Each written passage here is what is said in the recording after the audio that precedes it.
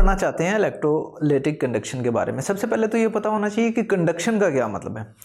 Conduction का मतलब ये है कि किसी चीज़ का एक जगह से दूसरी जगह मूव हो जाना, फ्लो कर जाना। फॉर एग्जांपल अगर मैं किसी मेटल की बात करूं, उसको हम एक एंड से हीट करें तो हीट ट्रैवल करती हुई दूसरे एंड तक पहुंच जाएगी।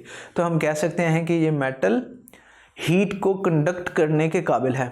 इसी तरह दूसरी टाइप ऑफ कंडक्शन होती है करंट की। अगर हम मेटल को एक साइड पे करंट दें तो दूसरे एंड पे भी करंट पहुंच जाएगा। इसका मतलब उसने करंट को भी कंडक्ट किया, यानी गुजरने दिया।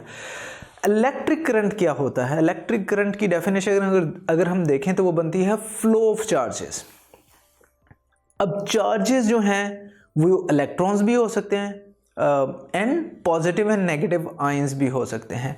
जो इलेक्ट्रॉन है, जैसे इलेक्ट्रॉन की हम बात करें तो मेटेलिक करंट जो है, किसी भी मेटल में से अगर हम करंट गुजारें तो वो इलेक्ट्रॉन्स की वजह से गुजरता है।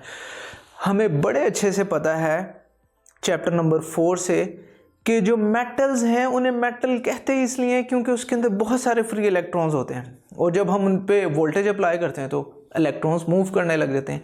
तो मूवमेंट ऑफ इलेक्ट्रॉन जो है वो इलेक्ट्रिक या मेटालिक करंट कहलाती है। और ये चूंकि इलेक्ट्रॉन्स की वजह से कंडक्शन हो रही है तो इस कंडक्शन को हम इलेक्ट्रॉनिक कंडक्शन कहते हैं। इसके अलावा अगर हम पॉजिटिव एंड नेगेटिव आयंस की बात करें तो ऐसी चीज़ जिसके अंदर पॉजिटिव और नेगेटिव आयंस फ्रीली मूव कर रहे हों उसे हम इलेक्ट्रोलाइट कहते हैं।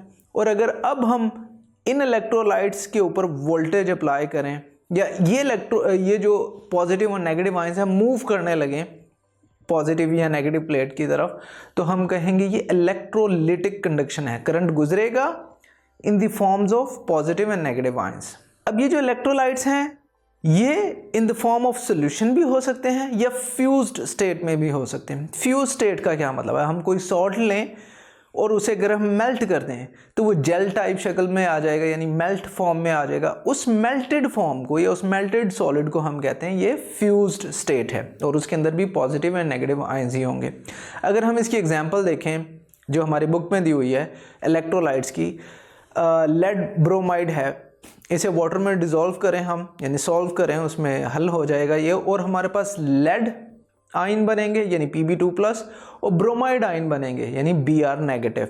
इसी तरह अगर हम सोडियम क्लोराइड का, अब आप देखें PbR2 के साथ भी S लिखा है हमने क्योंकि ये सॉलिड है। NaCl की अगर एग्जांपल लें उसके आगे भी S लिखा है क्योंकि वो भी सॉलिड है। जब हम NaCl को वाटर में डिज़ोल्व करेंगे तो अब वो सॉलिड नहीं रहा बल्कि एक्वियस हो गया। एक्वा का मतलब ही वाटर होता है। तो वाटर के अंदर हमारे पास Na+ यानी sodium ion, N chloride ion Cl negative होगा, और AQ ये जाहिर कर रहा है कि ये एक्वियस सोल्यूशन में है, वाटर के अंदर है।